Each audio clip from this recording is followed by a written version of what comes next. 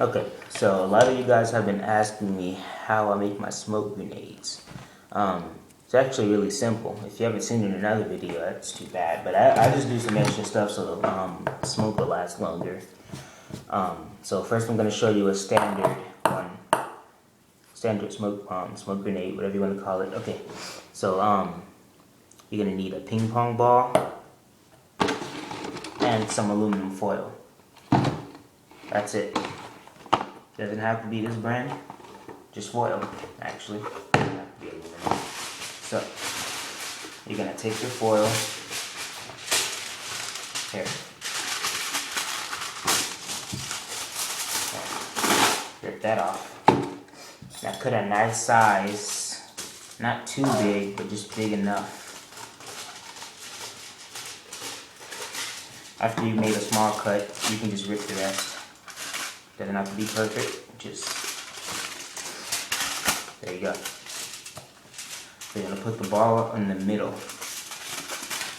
and wrap it around nice and neat. So it's like that. Hang on. Okay. After that, I'm gonna close it completely. Now make sure there are no holes in the foil. This is not gonna work. Chances are you're gonna burn your hand. Okay. Let's see. Get it nice, just like that. If there's a bunch of lumps on it, just push some of them down. They don't have to be all pushed down, just to where they're not hella big or anything. Oh, here you go. See, it has to look like a comet. So there you have it, standard smoke bomb. So you just light it. I'm not gonna do it in here. It's my kitchen and it's gonna stink. You can light them in school too. If you want the classroom to stink for the next couple minutes. Light one of my larger ones. Class is gonna stink for about an hour or so. I already made a lot of them. I'm actually selling them at my school. So next I'm going to show you how to make a medium-sized one.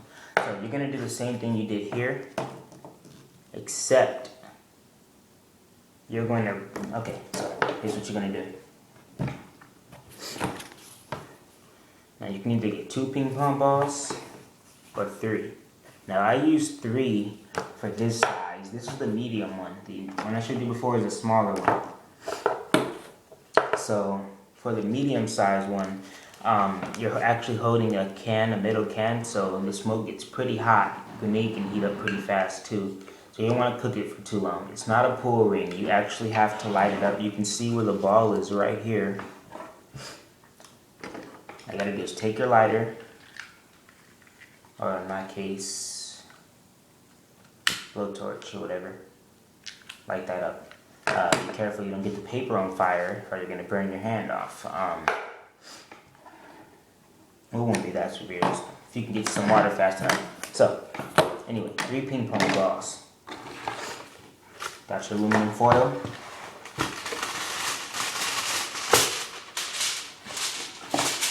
Now you're going to want to get a really good size off.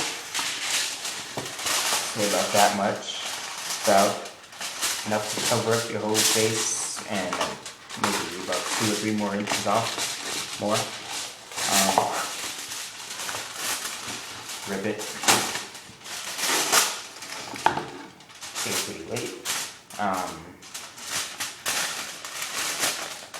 There you go. So, you put your 3 ping pong balls in the middle. There you go. We're halfway done. No, we're not. We're about a third done. So, let's cover that. Goes like this.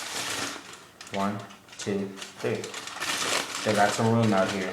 Actually, I got about 6 inches, maybe 5 inches of room. That's okay. That's not going to interfere anything. So you're going to take one end and you want to kind of make a ball shape over here. Make sure it's as close to this as you can get it. So that way there's not a bunch of lumps interfering with the fire reaching the ball, okay? You probably don't believe this because it's a ping pong ball and some foil, so you don't think it's gonna work. But yeah, I'll show you. And let's see.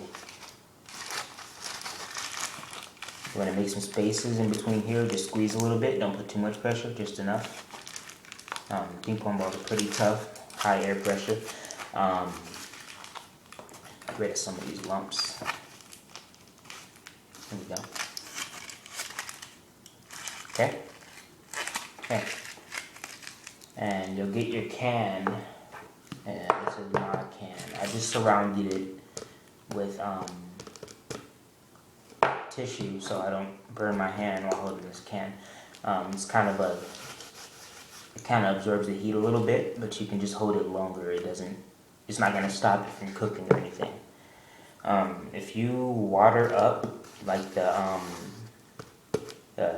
paper towel, tissue, whatever you use, it'll actually stay cooler, but then again the water could heat up faster. So you'll wind up burning your hand anyway. So that's why you don't cook it for long. If you want to hold the grenade, then you'll make one of these at the end. Just kind of extra foil. Now, you can just light this up. You can just, real simple.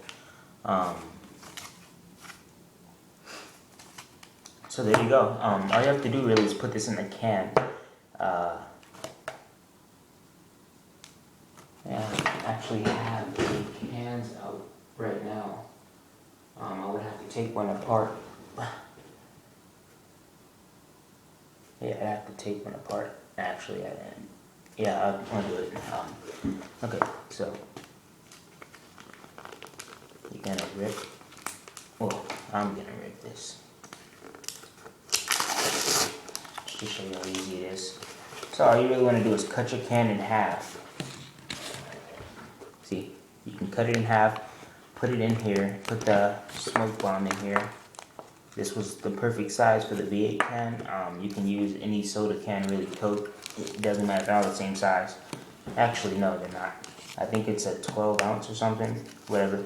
The 50-cent sodas you see at the store, 75-cent sodas you see at the store or something. Yeah. This end, do not let this end poke out of here. This end actually goes at the bottom. You want to fold it to where it stands upright. It's in there. And this end is going to stick out through here. Now, after you got your can, you want to tape it to where it stays. Then you want to get, now if you don't have this type of tape, it's okay. Duct tape is good too. If you can't afford that or you just don't have access to it, Scotch tape is also good. You might have to use a little bit more, but yeah. So you want to wrap it around. Remember, you want to see the ball part here, so you can easily light it. So you can just like that. Oh, close. Wow, it's lit up. Okay, and that's it for now. For the large one, it's the exact same thing. Okay? Exact same, except for I had to use 4. This is an Arizona can. You can actually make some pretty decent money off of this. I sell these for $2. These for $3. And this for $5. So, there you go. Please comment, subscribe, do what you want. Later.